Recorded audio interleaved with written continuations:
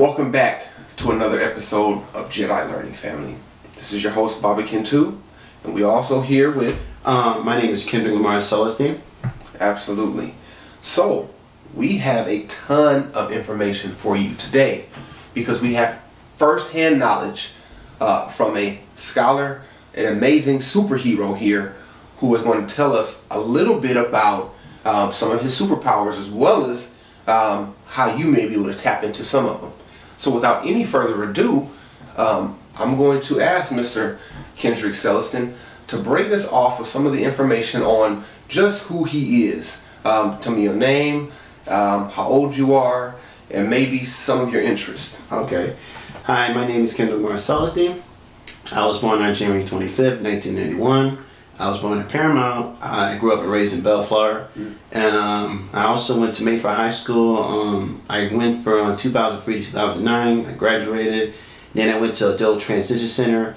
And then what I did there, I learned about basic training about like jobs. I learned like different experience of jobs and what I pretty much did with my ability, built my resume up. And after that, when I went there from 2009 to 13, I graduated, certificate of complete. Wow. And after that, I went to Cypress College, and I learned about general course. I learned about different options for me. I learned about different communities. I learned about different stuff. Yeah. And I pretty much did about what I did there. So I've been there 5 years, learned about different community resources, living independently, different programs, self-advocate, learned about basic about myself. And I pretty much did a lot of things for me because what made me better because I learned from other people's experience, where they're coming from, and I did all kinds of stuff.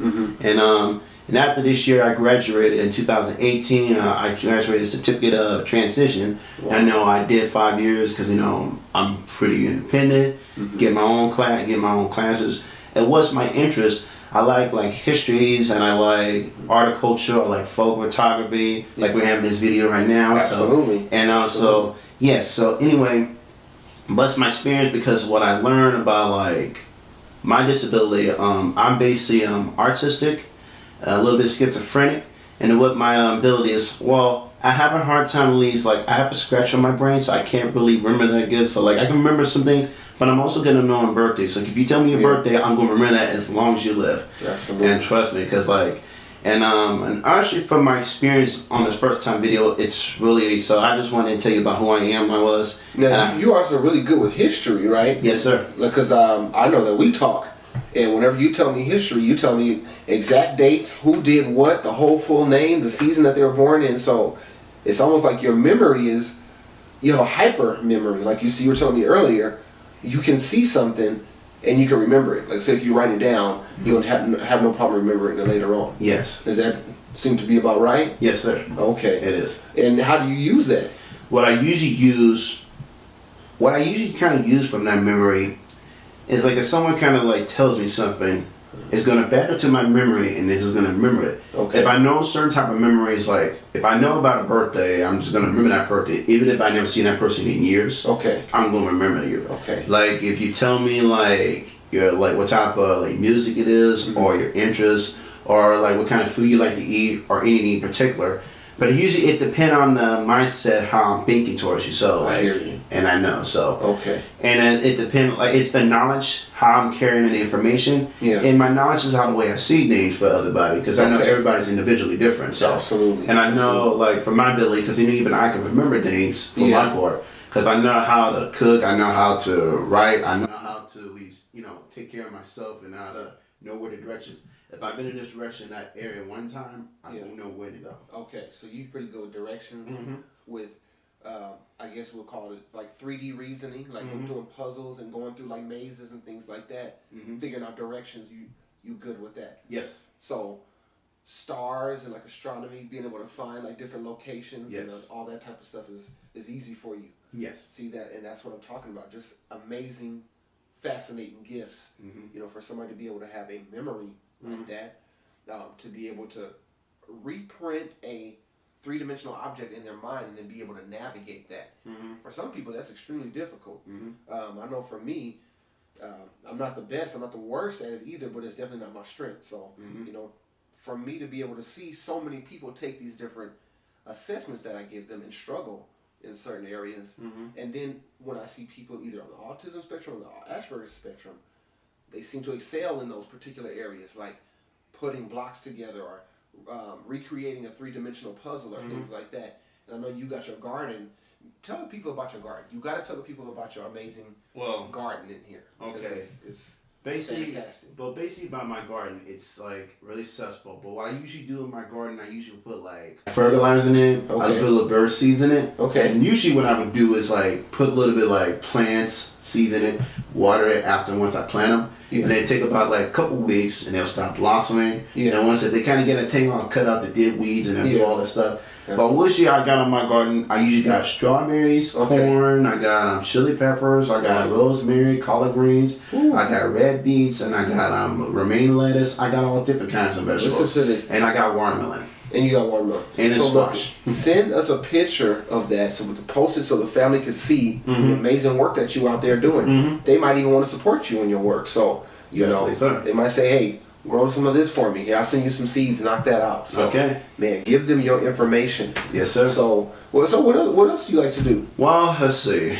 Well, I do like being on my spare time, being on computers. Okay. I like to read, and also sometimes I like to ride my bike, and I like to do other things. Yeah. And sometimes I like to go hang out with a couple of friends, like if they're not doing something. So we'll go. What do y'all like to do together? Well, last time I did some with my friends, we went to a beach, so we kind of drove around trying to find parking because parking is expensive. It is. It's ridiculous. So and I try, and then we'll go out look at the beach. So we'll spend about like hour or two just look around. Okay. And I had my fence like wet in the feet in the ocean, so enjoy the views and stuff. So you guys actually got to go out to the ocean. But I didn't swim, but I just kind of had my feet, so but it's really fun. So you just like to hang out with your friends, go to the beach, chill like everybody else, catch some sun, catch some waves. Yes, sir. Let your feet get up in the sand. Yes, sir. I always do. That's my favorite part about the beach too. Wow. Okay. Yeah. Okay. Well. Okay. So that seems to be a little bit about you.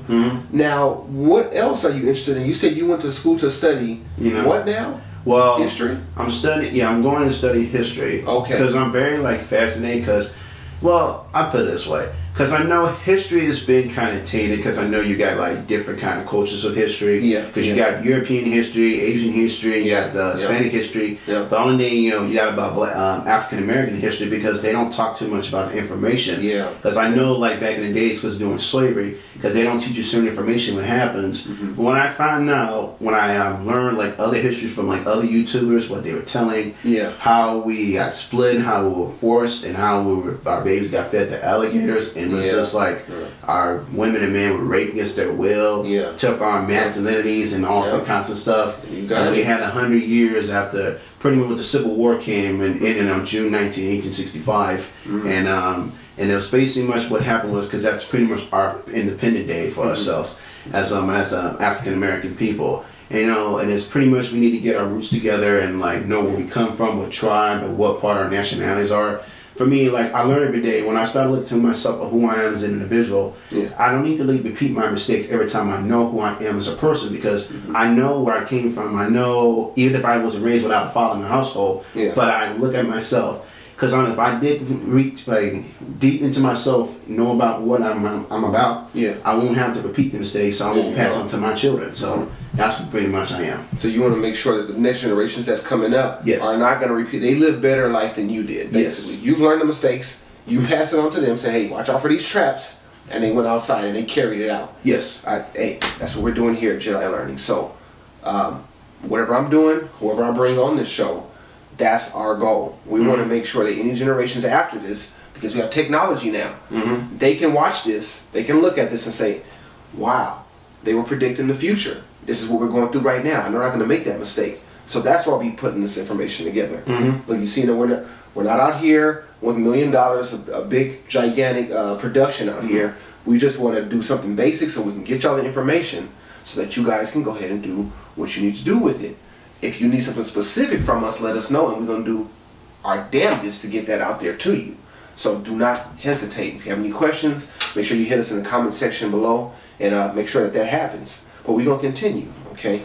So, now tell me a little bit about language. I know that's always a big discussion. Now, you seem to be pretty fluent with language. Like, I've never heard or seen you struggle with trying to identify or let people know what you're thinking. But I remember when we were growing up, you did start speaking a little bit later, like I'm not around maybe 3 or 4. But ever since then, it seemed like everything has been just totally normal. So how does that work for you? What do you think about that? Thing of languages, from my point of view. Well, I didn't start talking until I was about 5. Oh, 5. So, okay. And when I was born, my folks didn't know what was wrong with me because I didn't know, because they know if I can hear or was I deaf. So that comes up a lot. And also, when I usually, my grandma used to just kindle me a lot, so she'll make me speak. And every time I say mama, or dad. Yeah. And I just start speaking, like, I start talking more and more, and more I start talking. And sometimes it depends, like, what my environment's in, who I'm speaking around. That's true. Because I went to a program all with, like, different people with disabilities and autism, and some will speak, some have a little different hard time. Absolutely. And, like, if I spoke to someone like you, I'll speak like I'm talking to you, right? Absolutely. And what I pretty much learned from my experience, like, speaking, like,